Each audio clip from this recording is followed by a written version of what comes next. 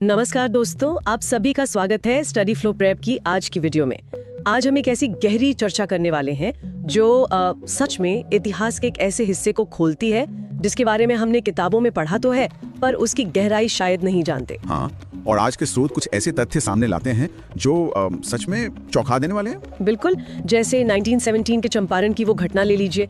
एक आम सा दिखने वाला वकील किसानों के हक में इतना लोकप्रिय हो गया था कि कुछ दबदबे वाले लोगों ने उसे रास्ते से हटाने के लिए उसके खाने में जहर मिलवाने की साजिश रची थी। सोचिए, अगर उस दिन बतक मियां नाम के एक रसोइये ने अपनी जान पर खेलकर उस वकील को सच्चाई ना बताई होती, तो आज भारत का इतिहास ही कुछ और होता। आज इस गहरी चर्चा में हम 1869 से 1948 तक के उसी सफर पर बात करेंगे।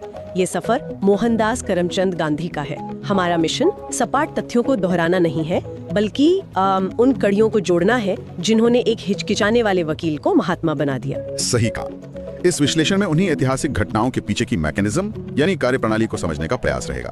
पर यहाँ ये स्पष्ट करना बहुत जरूरी है कि इस चर्चा में किसी भी विचारधारा या राजनीतिक पक्ष का समर्थन नहीं किया जाएगा। एग्जैक्टली। हम सिर्फ स्रोतों में दी गई जानकारी को बिल्कुल निष्पक्ष रूप से प्रस्तुत करेंगे ताकि तथ्यों का असली वजन सामने आए। तो चलिए शुरू करते हैं। स्रोत बताते हैं कि उनकी शुरुआत एक अपर मिडिल क्लास परिवार से होती है। 2 अक्टूबर 1869 को गुजरात के काठियावाड़ क्षेत्र के पोरबंदर में उनका जन्म हुआ था। उनके पिता करमचंद गांधी, जिन्हें लोग प्यार से काबा गांधी भी कहते थे, वो राजकोट के दीवान थे। और उनकी माता पुतली बाई का उन पर बहुत गहरा धार्मिक प्रभाव था, है ना? बिल्कुल। और काफी छोटी उम्र में कस्तूरबा से उनका विवाह हो गया था।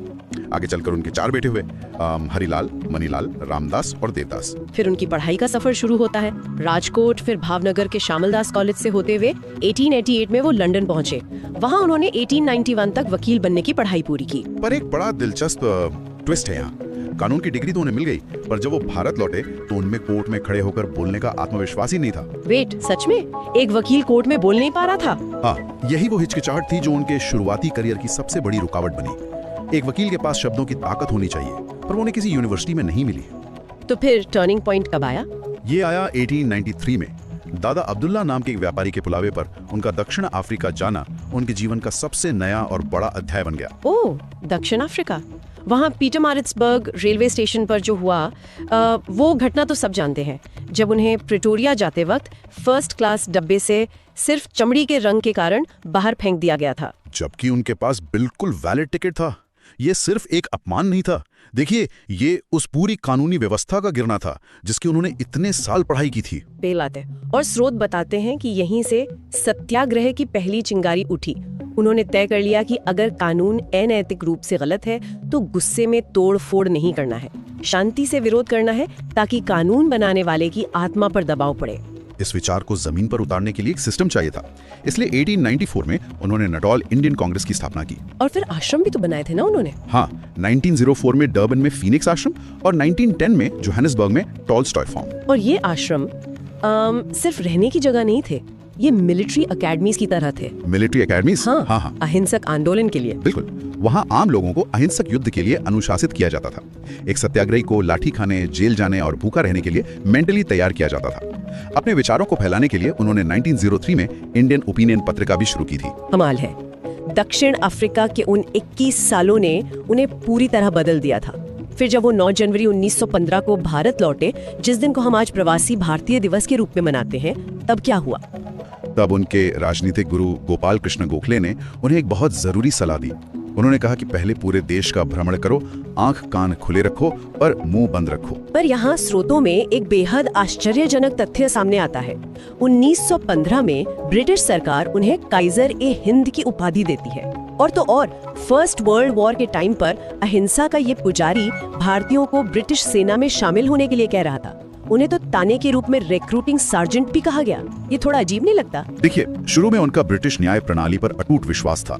उन्हें लगता था कि अगर भारतीय नागरिक अपने कर्तव्य निभाएंगे, युद्ध में मददगार बनेंगे, तो साम्राज्य उन्हें समानता देगा। तो वो सिस्टम के हिसाब से चलने की कोशिश कर रहे थे शुरू में। हाँ, और साथ ही वो भारत की जमीनी हकीकत समझकर लंबा प्लान तैयार कर रहे थे। 1916 में बनारस हिंदू यूनिवर्सिटी यानी BHU के उद्घाटन में उन्होंने राजा महाराजाओं की जगह सीधे आम जनता और किसानों की भागीदारी पर जोर दिया। और उसी साल साबरमती आश्रम भी बनाया गया ताकि दक्षिण अफ्रीका वाले उन प्रयोगों को भारत में आजमाया जा सके। और उनका पहला बड़ा मौका आया 1917 के चंपारण में। चंपारण का आंदोलन वाकई बहुत अलग था। वहाँ किसान तिनकठिया पद्धति से परेशान थे। उन्हें जबरदस्ती अपनी जमीन के एक बड़े हिस्से पर नील उगाने को मजबूर किया जाता था। हाँ, और राजकुमार शुक्ला के आग्रह पर जब वो वहाँ गए तो उन्होंने किसी जुलूस या शोर शराबे का सहारा नहीं लिया। मैंने स्रोतों में पढ़ा ये एक मॉडर्न डेटा कलेक्शन कैंपेन जैसा था। उन्होंने 8,000 किसानों के दस्तावेज और बयान इकट्ठे किए। एकदम सही। उन्होंने चुपचाप एक ऐसी इनएस्केपेबल लीगल फाइल तैयार कर दी कि ब्रिटिश प्रशासन के पास झुकने के अलावा कोई रास्ता ही नहीं बचा। और इसी सफलता के बाद रविंद्रनाथ टैगोर ने उन्हें महात्मा की उपाधि दी थी। क्या बात है। और जब कृषि क्षेत्र में ये अहिंसक नियम सफल हो गया तो अगले ही साल इसे फैक्ट्री और मिल्स में आजमाया गया। 1918 का अहमदाबाद मिल स्ट्राइक। हाँ, वहाँ मिल मालिकों और मजदूरों के बीच बोनस का विवाद था। वहाँ उन्होंने अपने जीवन की पहली भूख हड़ताल की थी जो 3 दिन तक चली। और उसके तुरंत बाद 1918 में ही खेड़ा सत्याग्रह हुआ, जहाँ किसानों की फसल खराब होने पर भी लगान मांगा जा रहा था। इस आंदोलन में उनकी मुलाकात सरदार वल्लभ भाई पटेल से हुई, जो आगे चलकर भारत के एकीकरण की रीढ़ बने। बिल्कुल, इन सफलताओं से एक नया रास्ता तो मिल गया था, पर 1919 आते आते ब्रिटिश सरकार का असली चेहरा सामने आ गया। 1919 में सरकार एक डिक्टेटोरियल कानून लेकर आई, राउलेट एक्ट। स्रोतों में इसे काला कानून नामित किया गया है। इसका सीधा नियम था, बिना अपील, बिना वकील, बिना दलील किसी को भी शक के आधार पर जेल में डाला जा सकता था। इसके खिलाफ 18 मार्च 1919 को सत्याग्रह सभा बनाई गई और 6 अप्रैल को राष्ट्रीय अपमान दिवस मनाया गया। फिर वो घटना हुई जिसने इतिहास की दिशा मोड़ दी। 13 अप्रैल 1919 का जलियांवाला बाग हत्याकांड। बिल्कुल, जलियांवाला बाग में निहत्थे और शांति से बैठे लोगों पर तबातोड़ गोलियां बरसा दी गईं। इस अत्याचार ने उस उम्मीद को पूरी तरह तोड़ दिया जो गांधी जी ने ब्रिटिश जस्टिस सिस्टम से लगा रखी थी। जिस व्यक्ति ने सेना के लिए भर्ती करवाई थी उसने अपना काइसरे हिंद का मेडल वापस लौटा दिया 1920 में। उन्होंने अपना निराशा और गुस्सा एक देशव्यापी आंदोलन में बदला, असहयोग आंदोलन, जो 1 अगस्त 1920 को शुरू हुआ था। पर इसमें एक मास्टर स्ट्रोक भी था। 31 अगस्त 1920 को उन्होंने खिलाफत कमेटी का अध्यक्ष बनना स्वीकार किया। हाँ, असहयोग और खिलाफत को जोड़कर उन्होंने हिंदू मुस्लिम एकता की एक ऐसी मिसाल पेश की जिसने अंग्रेजों की डिवाइड एंड रूल नीति पर बहुत करारी चोट की। और 5 नवंबर 1920 को उन्होंने नारा दिया, 1 वर्ष में स्वराज। और यहीं पर एक नया आर्थिक हथियार यानी इकोनॉमिक वेपन सामने आया, चरखा। देखिए, लोग चरखे को एक आम सूत काटने की मशीन समझते हैं, पर स्रोतों को पढ़कर पता चलता है कि ये उस समय का सबसे बड़ा वेपन था। एग्जैक्टली। ब्रिटिश इकोनॉमी इस बात पे टिकी थी कि वो भारत से सस्ता कच्चा माल ले जाते थे, मैनचेस्टर की मिलों में कपड़ा बनाते और वापस भारतीयों को महंगे दाम में बेचते। चरखे ने इस पूरी सप्लाई चेन को खंडित कर दिया। जब लोग अपना कपड़ा खुद बुनने लगे तो ब्रिटिश टेक्सटाइल इंडस्ट्री को बहुत भारी आर्थिक नुकसान हुआ। पर एक बात समझ नहीं आई, जब सब कुछ इतना सफल था, आंदोलन उफान पर था, अंग्रेज घुटनों पर आ रहे थे, तो 5 फरवरी 1922 की उस एक घटना के बाद सब रोक क्यों दिया गया? आप चोरी चौरा घटना की बात कर रही हैं, जहां उग्र भीड़ ने 22 पुलिस वालों को जिंदा जला दिया था। देखिए, 12 फरवरी को अचानक आंदोलन वापस लेना कोई इमोशनल फैसला नहीं था, ये एक बहुत गहरा स्ट्रेटेजिक मूव था। Strategic move? वो कैसे? अगर जनता हिंसक हो जाती तो ब्रिटिश सरकार को नैतिक छूट मिल जाती। वो तोपों और बंदूकों का इस्तेमाल करके इस पूरे जन आंदोलन को बुरी तरह कुचल देते। अहिंसा सिर्फ एक आदर्श नहीं थी, मिलिट्री फोर्स के सामने टिकने की सबसे प्रैक्टिकल स्ट्रेटजी थी। अब समझ आया। पर इस फैसले से उस वक्त कांग्रेस के अंदर काफी मतभेद हो गए थे। लोग खुश नहीं थे। बिल्कुल नहीं थे। और इसी टूट-फूट को रोकने के लिए और नेताओं को एकजुट रखने के लिए उन्होंने 1924 के बेलगाम अधिवेशन में अपने जीवन में पहली और आखिरी बार कांग्रेस की अध्यक्षता की। पूरे 1920 के दशक में उन्होंने आम जनता और पार्टी दोनों को जमीन पर मजबूत किया। फिर 1930 में उन्हें साम्राज्य पर एक फाइनल प्रहार करने का मौका मिला, दांडी यात्रा। हाँ, 12 मार्च 1930 को 78 अनुयायियों के साथ साबरमती आश्रम से 388 किलोमीटर लंबा सफर शुरू हुआ। 24 दिन लगातार चलकर 6 अप्रैल को दांडी में नमक कानून तोड़ा गया। ये कदम ब्रिटिश सरकार के लिए एक बेहद शानदार कैच-22 सिचुएशन था। मतलब दोनों तरफ से नुकसान। अगर वो उन्हें अरेस्ट करते तो पूरी दुनिया में उनका मजाक उड़ता कि इतनी बड़ी सरकार एक मुट्ठी भर नमक उठाने वाले बूढ़े आदमी से डर गई। और अगर अरेस्ट नहीं करते तो सीधा मैसेज जाता कि ब्रिटिश कानून अब पूरी तरह कमजोर हो चुका है, लोग जो चाहें कर सकते हैं। इस बेहतरीन कदम ने उन्हें 1930 में टाइम मैगजीन का मैन ऑफ द ईयर बना दिया था। इस हलचल के बाद ही 5 मार्च 1931 को ब्रिटिश वाइसरॉय के साथ गांधी अर्विन पैक्ट पर हस्ताक्षर हुए और फिर वो लंदन गए दूसरे गोलमेज सम्मेलन यानी सेकंड राउंड टेबल कॉन्फ्रेंस में अकेले प्रतिनिधि बनकर। पर वहाँ सरकार ने एक बार फिर डिवाइड एंड रूल गेम खेला और दलितों के लिए अलग निर्वाचन क्षेत्र घोषित कर दिए, जिसके विरोध में वो पुणे की येरावादा जेल में अनशन पर बैठ गए। और वहीं 24 सितंबर 1932 को एक बहुत ही ऐतिहासिक समझौता हुआ जिसे हम पूना पैक्ट कहते हैं। स्रोतों में इसे काफी न्यूट्रली समझाया गया है कि डॉक्टर बी.आर. अम्बेडकर और उनके बीच हुए इस पैक्ट का क्या असर था। हाँ, अगर निष्पक्ष रूप से देखें तो ये एक तरफ समाज के पिछड़े वर्गों को उनका हक और उचित प्रतिनिधित्व देने की कोशिश थी, और दूसरी तरफ समाज को हमेशा के लिए बंटने से रोकने का एक कानूनी संतुलन था। इसके बाद उनका ध्यान राजनीति से थोड़ा हटकर सामाजिक कार्यों पर चला गया। 1932 में हरिजन सेवक संघ की स्थापना हुई, जिसके अध्यक्ष घनश्याम दास बिरला थे, और 1934 में तो उन्होंने कांग्रेस से इस्तीफा तक दे दिया था ताकि पूरी तरह समाज सुधार में लग सके। लेकिन देखिए, दुनिया तेजी से बदल रही थी। दूसरा विश्व युद्ध शुरू हो गया था और 1942 आते आते हालात बहुत नाजुक थे।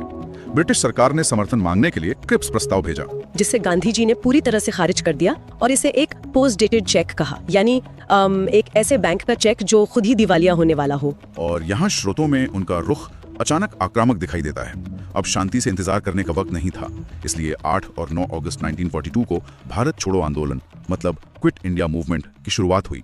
और इसमें उन्होंने सीधे तौर पर करो या मरो यानी डू और डाई का नारा दे दिया। विंस्टन चर्चिल, जिसने उन्हें कभी अर्धनग्न फकीर कहा था, वो इस आंदोलन से बुरी तरह घबरा गया था। 9 अगस्त को ही उनकी गिरफ्तारी हुई और उन्हें पुणे के आगा खान पैलेस में कैद कर दिया गया। पर इस आखिरी और निर्णायक प्रहार ने साम्राज्य की जड़ें हिला दी थी। आखिरकार 15 अगस्त 1947 को भारत आजाद हुआ। पर यहाँ स्रोत एक बहुत ही भावुक तथ्य पर ध्यान खींचते हैं। जब पूरा देश आजादी का जश्न मना रहा था, तो ये व्यक्ति दिल्ली में नहीं था। हाँ, वो कलकत्ता के नोआखाली में थे। अकेले नंगे पैर चलते हुए उन सांप्रदायिक दंगों की आग को बुझाने की कोशिश कर रहे थे जो देश के विभाजन की वजह से फैल रही थी। सत्ता के शिखर पर बैठने की बजाय वो जमीन पर इंसानियत बचा रहे थे। पर आजादी के इस सफर का अंत बेहद दुखदायक रहा। 30 जनवरी 1948 को दिल्ली के बिरला भवन में एक प्रार्थना सभा के दौरान नाथूराम गॉडसे द्वारा गोली मारकर उनकी हत्या कर दी गई, जिसे आज हम शहीद दिवस के रूप में मनाते हैं। पंडित जवाहरलाल नेहरू ने रेडियो पर पूरे देश को संबोधित करते हुए जो शब्द कहे थे, वो आज भी याद किए जाते हैं। हमारे जीवन से प्रकाश चला गया। आज दिल्ली के राजघाट पर उनकी समाधि उसी प्रकाश को दर्शाती है। पर उनकी विरासत सिर्फ इन आंदोलनों तक सीमित नहीं थी। स्रोतों में उनके एक पूरे बौद्धिक शास्त्रागार का जिक्र है। उनकी आत्मकथा माई एक्सपेरिमेंट्स विद ट्रूथ नवजीवन में प्रकाशित हुई थी। और सिर्फ वही नहीं, 1919 में यंग इंडिया, 1925 में नवजीवन और 1933 में हरिजन जैसी पत्रिकाओं से उन्होंने एक बेहतरीन मास कम्युनिकेशन नेटवर्क खड़ा किया था। उनका प्रभाव सिर्फ भारतीयों पर नहीं, विदेशियों पर भी काफी गहरा था। इंग्लैंड से आई मैडलिन स्लीड इसका सबसे बड़ा उदाहरण है, जो आगे चलकर उनकी शिष्य मीरा बहन बन गई। आज के इस इंफॉर्मेशन ओवरलोड और इंस्टेंट ग्रेटिफिकेशन वाले दौर में स्रोतों से मिली ये चर्चा दिखाती है कि मैसिव सिस्टम चेंज कोई एक दिन का चमत्कार नहीं होता। बिल्कुल, ये दशकों की कंसिस्टेंट अहिंसक कोशिश का नतीजा होता है। छोटे छोटे स्टेप्स से इतने बड़े मैसिव मूवमेंट्स खड़े किए गए। तो आज इस विश्लेषण के अंत में हम श्रोताओं के लिए एक बहुत ही उत्तेजक और सोचने पर मजबूर करने वाला तथ्य छोड़ते हैं। हाँ, स्रोत इस बात को स्पष्ट करते हैं कि सुभाष चंद्र बोस और महात्मा गांधी के बीच विचारधारा का बहुत बड़ा मतभेद था। एक तरफ अहिंसा थी तो दूसरी तरफ आजाद हिंद फौज। फिर भी ये बेहद दिलचस्प तथ्य गए कि सुभाष चंद्र बोस ही वो पहले व्यक्ति थे जिन्होंने सबसे पहले उन्हें बापू और राष्ट्रपिता की उपाधि दी थी। ये बताता है कि दोनों नेताओं में मतभेद जरूर थे, पर मनभेद नहीं थे। बिल्कुल, और यही आज का हमारा अंतिम विचार है। क्या आज की आधुनिक राजनीति और समाज में जहां लोग जरा सी असहमति पर टूट जाते हैं, वहां हम किसी से पूरी तरह से असहमत होते हुए भी उनका असीम सम्मान कर सकते हैं? क्या मतभेदों के बावजूद वैसी आपसी आदर वाली भावना समाज में फिर से जिंदा की जा सकती है? इस विचार के साथ इस गहरी चर्चा को यहीं विराम देते हैं। सोचते रहिएगा। तब तक के लिए अपना ख्याल रखिए।